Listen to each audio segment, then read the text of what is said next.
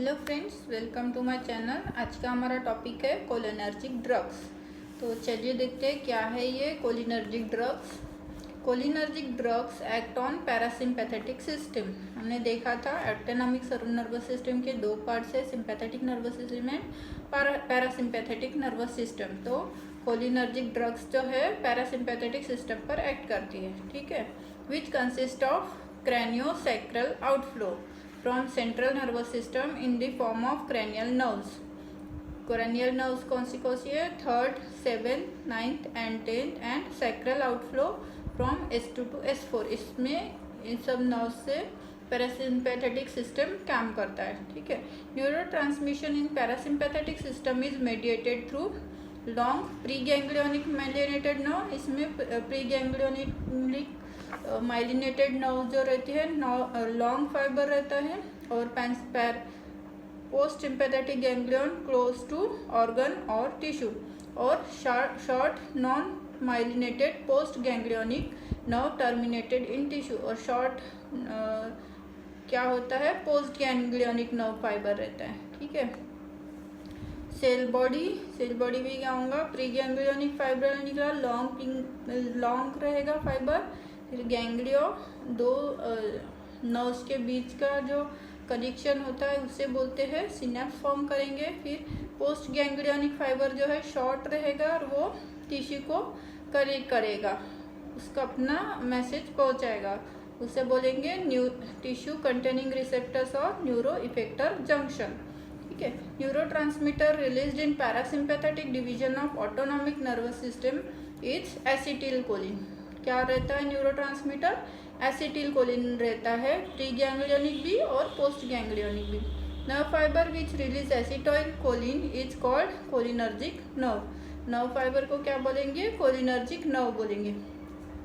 Parasympathetic system is vital for life. Man can not survive without it. PSNS play a role in tissue building reactions like digestion, assimilation of food.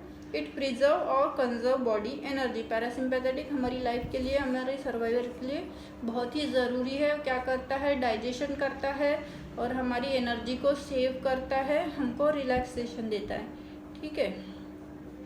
फिर cholinergic neuro transmission कैसे होता है? Cholinergic neuro transmission nerve impulse transmission in parasympathetic system pre ganglionic fibre leads to release of acetylcholine into autonomic ganglia, sweat gland, adrenal, medullar, skeletal muscle and certain area of CNS and spinal cord. इन सब में acetylcholine जो है release करेगा।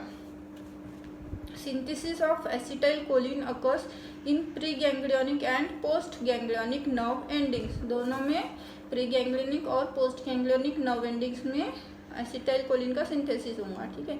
For synthesis of acetylcholine circulating choline enters into neurons where it reacts with acetyl coenzyme. क्या होगा? जो circulating acetylcholine है वो एसिटाइल कोएंजाइम ए के साथ रिएक्ट करेगा, और फिर with the help of enzyme acetylcholine is transferase to form acetylcholine.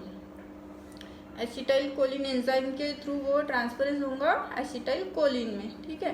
Colin plus acetyl coenzyme में कंबाइन होंगे, एसिटाइलकोलिन ट्रांसफरेज एंजाइम के एक्शन में वो एसिटाइलकोलिन फॉर्म करेंगे। Synthesized acetylcholine stored in tiny vesicles which are present at cholinergic nerve terminus। ये जो synthesized हो गया है एसिटाइलकोलिन वो कोलिनर्जिक नर्व टर्मिनल्स में स्टोर्ड रहेंगे। Transmission of nerve impulse across the pre and post ganglionic parasympathetic fibre causes release of stored acetylcholine into synapse. यही जो स्टोर्ड एसिटाइलकोलिन रहते हैं नर्व फाइबर्स में वो रिलीज होंगे और सिनेप्स में जाएंगे, ठीक है। फेट ऑफ रिलीज्ड एसिटाइलकोलिन, अभी ये निकल गए हैं नर्व फाइबर में से, तो क्या होगा उनका? Released acetylcholine at post ganglionic synaptic site interact with post synaptic cholinergic receptors which are present on tissue और effector cells to provide physiological और फार्मेकोलॉजिकल रिस्पॉन्स। ये जाकर पोस्ट गैंग्लियोनिक फाइबर जो है सिनेप्स जो है टिश्यू पे जाके बाइंड होगा, उसको अपना मैसेज देगा और फिर जो भी एक्शन उसको लेना है वो एक्शन कंप्लीट करेगा, फिजियोलॉजिकल या फार्माकोलॉजिकल रिस्पॉन्स देगा हमें। फिर part of acetyl choline undergo hydrolysis, और बाकी जो बचा है एसिटाइल कोलिन उसका हाइड्रोलिसिस होगा with the help of enzyme choline esterase. Choline esterase से हाइड्रोलाइज हो जाएगा to form choline and acetic acid, फिर से choline and acetic acid form हो जाएगा। 50% of choline is taken up by neuron and utilised for synthesis of acetyl Colin. 50% जो है Colin जो है वो न्यूरॉन फिर से वापस ले लेगा और एसिटाइल कोलिन के सिंथेसिस में लगा देगा। फिर कोलिन एस्टरेज एंजाइम है, हमने देखा था हाइड्रोलिसिस करता है एसिटाइल कोलिन का। Choline esterases are the enzymes that hydrolyzes acetylcholine. There are two types of choline esterases, true and pseudo choline esterases. दो टाइप के choline esterases है, true choline esterase and pseudo choline esterase। तो चलिए देखते हैं उनका difference क्या है दोनों में। True choline esterase site of occurrence कहाँ पे मिलते हैं, ये neurons, ganglion, myocardial neural junction and RBC में मिलते हैं, ठीक है। और सूडो कोलिन एस्टरेज, सूडो से ही हमें पता चलता है कि वो पार्शली बाहर रहेंगे। तो कहाँ पे मिलेंगे ये, प्लाज्मा में, लीवर में, इंटेस्टाइन और वाइट मैटर ऑफ ब्रेन में मिलेंगे, ठीक है।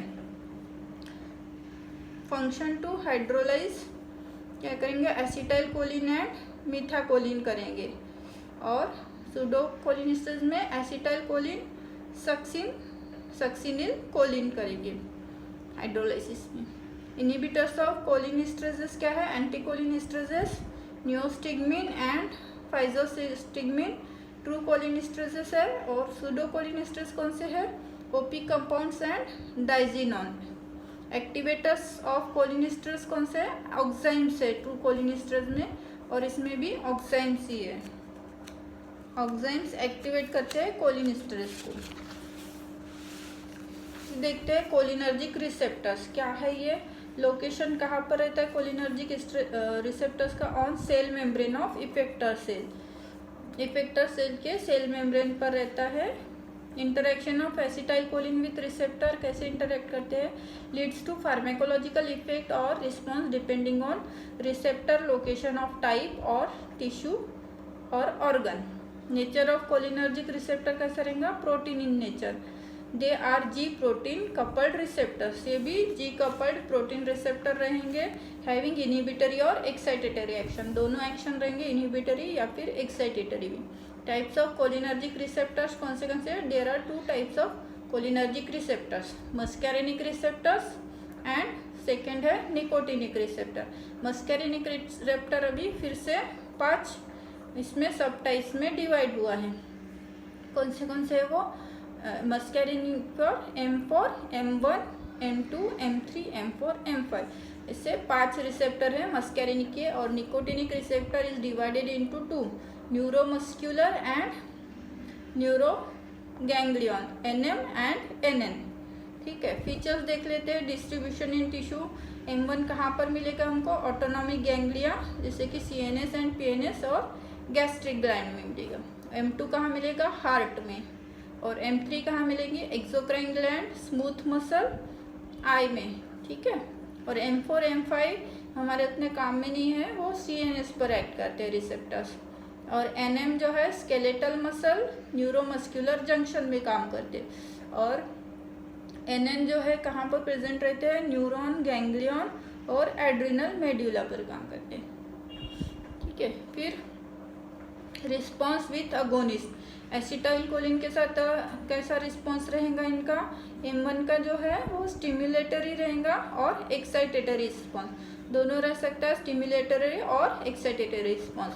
और M2 में जो रहेगा इनहिबिटरी रिस्पॉन्स, सिर्फ M2 में जो है हार्ट में इनहिबिटरी रहेगा, और M3 में स्टिमुलेटरी रिस्पॉन्स रहेगा।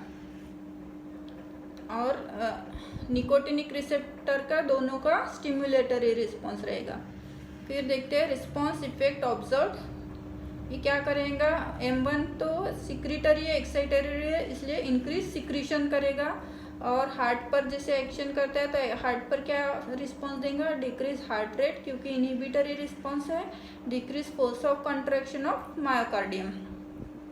और M3 भी स्टिमुलेटरी रिस्पॉन्स है, इसलिए क्या करेगा, increase secretion of exocrine gland, contraction of smooth muscle करेगा। ठीक है, और इसमें निकोटिनिक रिसेप्टर में क्या करेगा, स्केलेटल मसल कॉन्ट्रैक्ट करेगा, contraction of skeletal muscle and release of adrenaline from adrenal medulla, adrenaline को रिलीज करेगा। अभी देखते हैं mechanism of receptor mediated response, क्या रिस्पॉन्स है। Acetylcholine and acetylcholine like agents act as agonist to cholinergic receptors. Acetylcholine जो है agonist का काम करेगा कोलिनर्जिक रिसेप्टर्स पर। एक्साइटेटरी और stimulatory responses at muscarinic receptors M1 M3 sites are mediated through activation of membrane bound enzyme phospholipase which causes release or lipase formation of inositol triphosphate IP3 बोलेंगे इसको and diacyl glycerol DAG. The latter act as second messenger leads to stimulation of sarcoplasmic reticulum causing release of calcium ions, increase intracellular calcium ion, thus produces stimulant response. और excitatory में क्या होगा, excitatory और stimulatory response at nicotinic receptor में क्या होगा, structurally nicotinic receptors are ion channels, ion channels होते हैं। एसिटाइलकोलिन ओपन्स और एक्टिवेट सोडियम आयंस और calcium channels with increase influx of this cations leading to increase concentration of calcium ions results into stimulant effect. यहाँ पर भी calcium ions को stimulate करेगा। फिर इनहिबिटरी रिस्पॉन्स, इनहिबिटरी रिस्पॉन्स किसके तरह होगा, at muscarinic receptor M2 receptor में इनहिबिटरी रिस्पॉन्स है।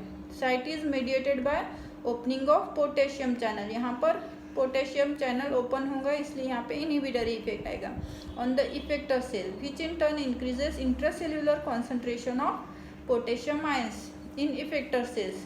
High intracellular concentration of potassium causes hyperpolarisation causing inhibitory effects. High intracellular concentration रहेगा पोटेशियम आयंस का, K+ आयंस का, और क्या करेंगे वो हाइपरपोलराइजेशन करेंगे और इनहिबिटरी इफेक्ट शो करेंगे। तो ये सब हो गया हमारा introduction to cholinergic drugs. Thank you for watching.